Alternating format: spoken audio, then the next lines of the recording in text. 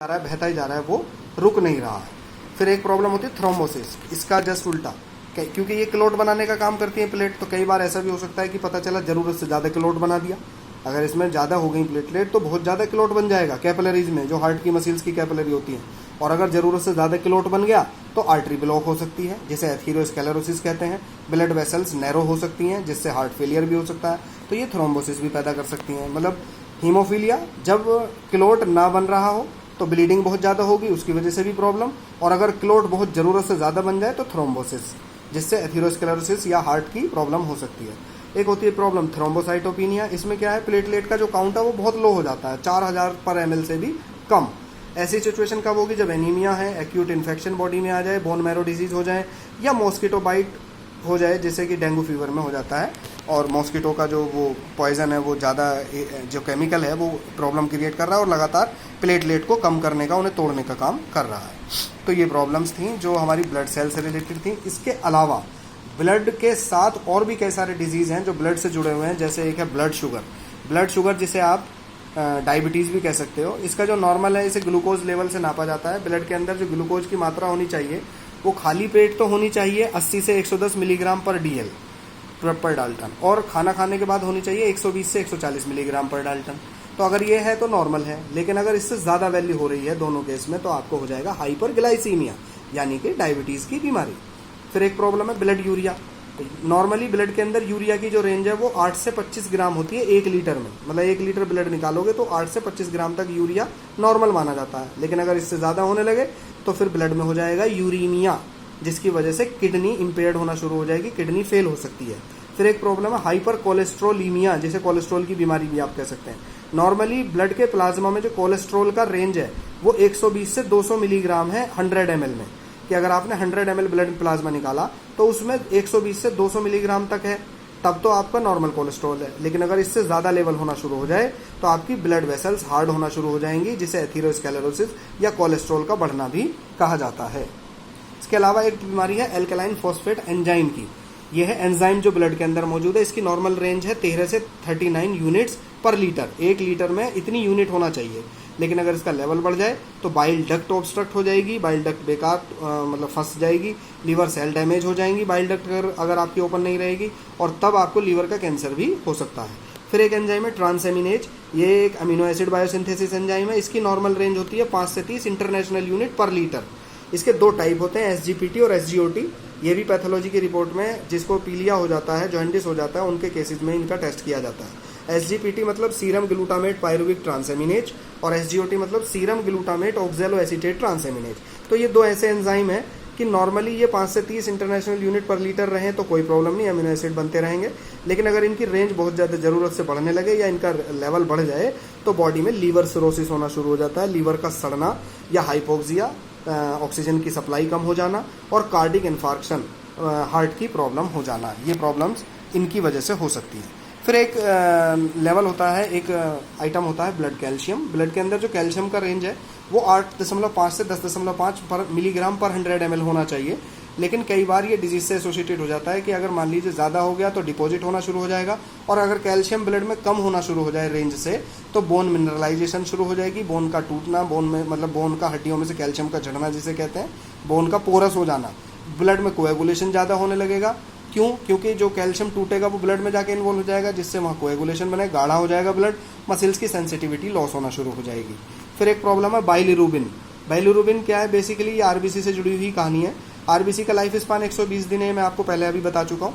लेकिन अगर 120 दिन पूरे हो जाए तो उसके बाद क्या होता है, RBC ब्रेक कर जाती है, टूट जाती है, और टूट के वो क्या करती है, हीमोग्लोबिन को रिलीज कर देती है। जो हीमोग्लोबिन उसके अंदर मौजूद था उसको वो तोड़ के हीम और प्रोटीन पार्ट में रिलीज कर देती है। अब वो जो टूटा हुआ हीम है वो डिग्रेड होकर के बाइलिवर्डिन, बाइलिरुबिन और आयरन में कन्वर्ट हो जाता है। 3 कंपोनेंट बनाता है वो हीम। एक तरीके से वेस्ट है, मतलब टूट गई RBC, बाइलिवर्डिन, बाइलिरुबिन और iron.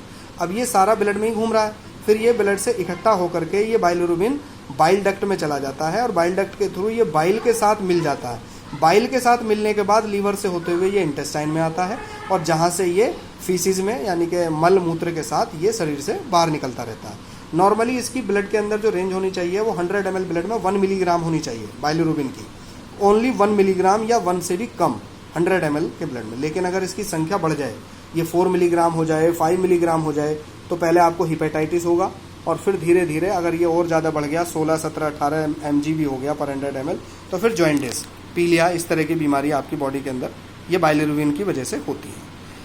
Now next topic is the urine. अब यूरिन क्या है जी? यूरिन भी एक क्लियर लिक्विड है, वैसे ये एक बाई प्रोडक्ट है, मेटाबॉलिज्म का वेस्ट प्रोडक्ट। यूरिन हमारे लिए कोई ज़रूरी चीज़ नहीं है, ये तो एक्सक्रीटरी वेस्ट मटेरियल है जो हमारे यूरिन ब्लैडर में, यूरिथ्रा में इकट्ठा होता रहता है। सभी ह्यूमन और एनिमल्स में इसका प्रोडक्शन होता ही है, ये एक मेटाबॉलिक वेस्ट है। यूरिन का फ्लो किडनी से होता है, किडनी से होते हुए यूरेटर में जाके यूरिनरी ब्लैडर में ये इकट्ठा होता है, और लगभग 1 लीटर एक दिन में इसका एक्सक्रीशन होना चाहिए नॉर्मली। और यूरिथ्रा इसका मेन पास रूट है जहाँ से ये निकलता है बाहर को। इसकी एक स्पेसिफिक ग्रेविटी होती है 1.015 से 1.020, और इसकी पीएच होती है अप्रोक्सीमेट 5.5। नॉर्मली यूरिन के अंदर क्या क्या होता है? 93 से 97% वाटर और 3 से 7% सॉलिड्स, ये मात्रा होती है यूरिन के अंदर, जो उसके अंदर कॉन्स्टिट्यूएंट्स पाए जाते हैं। जो सॉलिड होते हैं उनमें क्या होता है? Inorganic solids, organic constituents, vitamin और सम हार्मोन्स, कुछ इस तरह की चीज़ें यूरिन में होती हैं। यूरिन का बेसिकली ये कलर का एक चार्ट होता है कि आपको अगर यूरिन इस तरह के कलर का दिख रहा है तो वाइट सा, मतलब ये क्लियर कलरलेस जिसको हम बोलते हैं वाटर जैसा, तो वेरी गुड यूरिन है, मतलब कोई डिजीज़ नहीं है। हल्का सा भी अगर येलोइश भी है हल्का सा, तब भी गुड है, कोई दिक्कत नहीं। थोड़ा डार्क होने लगे तो फेयर है, मतलब कुछ हल्का फुल्का आपके ब्लड में थोड़ी सी प्रॉब्लम है, किडनी में थोड़ा प्रॉब्लम है। लाइट अगर आपको मतलब और ज़्यादा गाढ़ा येलोइश हो रहा है तो यानी कि आपकी बॉडी के अंदर पानी की कमी है, आपको पानी पीना चाहिए, यानी कि उसमें डिहाइड्रेशन स्टार्ट हो गया है। और ज़्यादा ब्राउनिश सा होने लगे तो आपको बहुत ज़्यादा हाइड्रेशन है, आपको इलेक्ट्रोलाइट, ग्लूकोज, इलेक्ट्रॉल के पाउडर पी के अपने शरीर के इलेक्ट्रोलाइट मेंटेन करने होंगे, वाटर बैलेंस मेंटेन करना होगा। लेकिन अगर वो थोड़ा सा रेडिश कलर का होना शुरू हो जाए तो समझ लीजिए बॉडी में ब्लड का डिस्ट्रक्शन हो रहा है, सेल्स टूट रही हैं, पस सेल्स बन रही हैं, और किडनी बिल्कुल फिल्टर नहीं कर रही, लीवर भी काम नहीं कर रहा, और बिल्कुल ही लाल रंग का आ जाए तो समझो कि शरीर में अब प्राण जाने की नौबत आ सकती है, उसको तुरंत आपको ट्रीटमेंट में जाना होगा। तो ये यूरिन के कलर से भी हम पता लगा सकते हैं कि कैसे डिजीजेस बॉडी में यूरिन से होते हैं। अब आते हैं नॉर्मल कंस्टिट्यूएंट्स जो यूरिन के हैं, उसको हमने इस चार्ट के थ्रू दिखाया है कि बेसिकली 2 तरह के कंस्टिट्यूएंट हैं यूरिन में हमारे, नॉर्मल कंस्टिट्यूएंट जिनको बोलते हैं। नॉर्मली जो मात्रा होनी चाहिए इनऑर्गेनिक और ऑर्गेनिक, 2 तरह के। ऑर्गेनिक में chloride, sodium, phosphorus, potassium, sulphate, calcium, magnesium, iodine और लेड, ये कंस्टिट्यूएंट होते हैं इनऑर्गेनिक। इनकी 24 घंटे में कितनी मात्रा एक्सक्रीट हो जानी चाहिए आपके सामने है। जैसे क्लोराइड 10 से 15 ग्राम, सोडियम 3 से 5 ग्राम, फास्फोरस 1 से 1.2 ग्राम, पोटेशियम 1 से 3 ग्राम, सल्फेट 0.6 से 2 ग्राम, कैल्शियम 100 से 300 मिलीग्राम, मैग्नीशियम 100 से 200 मिलीग्राम, आयोडीन 100 से 200 मिलीग्राम, लेड 0.03 से 0.08 मिलीग्राम। ये 24 घंटे में इतनी मात्रा हमारे शरीर से यूरिन के साथ निकलती रहती है, इन कंस्टिट्यूएंट्स की नॉर्मल है।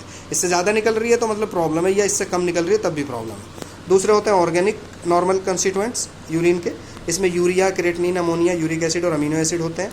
यहाँ पर इनकी रेंज है कि 20 से 35 ग्राम यूरिया, 1 से 1.8 ग्राम क्रेटिनिन, 0.5 से 1.2 ग्राम अमोनिया, 0.6 से 1 ग्राम यूरिक एसिड और 0.15 से 2 ग्राम अमीनो एसिड्स।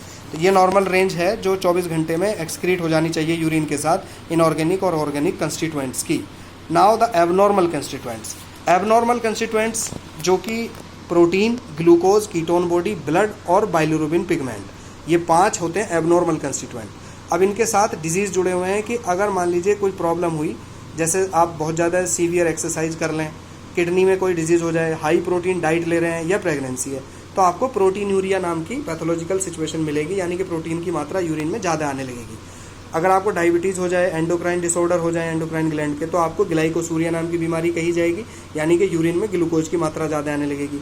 अगर आपको स्टारवेशन है, यानी कि बहुत दिन से आपने खाना ही नहीं खाया है, या आपको डायबिटीज़ है, या आप फैटा मेटाबॉलिज्म ज़्यादा कर रहे हैं, फैट का मेटाबॉलिज्म ज़्यादा कर रहे हैं, तो आपको कीटोन यूरिया हो जाएगा, जो कीटोन बॉडीज़ आपकी ब्लड के अंदर यूरिन के अंदर ज़्यादा आने लगेंगी।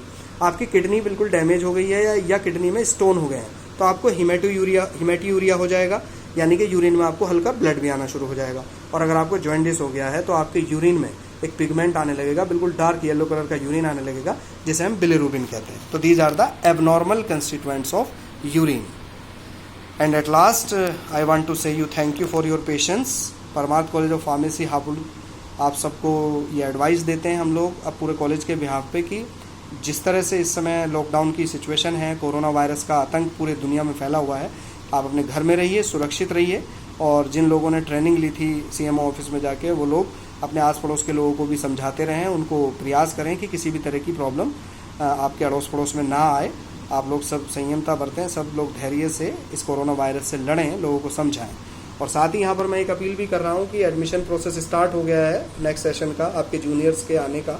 तो अगर आप लोगों को कोई भी कॉन्टैक्ट आपका डी फार्म के लिए या बी फार्म के लिए या कोई diploma pass student B pharm lateral entry second year के लिए मिलता है, तो अभी तक भी उसके एंट्रेंस फॉर्म की ऑनलाइन जो वेबसाइट्स हैं वो अभी ओपन है। आप लोग एंट्रेंस फॉर्म भी भरा सकते हो, या फिर डायरेक्ट कॉलेज में एडमिशन लेना चाहो तो कॉलेज की वेबसाइट के थ्रू या हम फैकल्टी को संपर्क करके आप लोग डायरेक्टली किसी भी का भी एडमिशन अगर कराना चाहते हैं तो उसके लिए आपका स्वागत है। ठीक है, okay, thank you so much.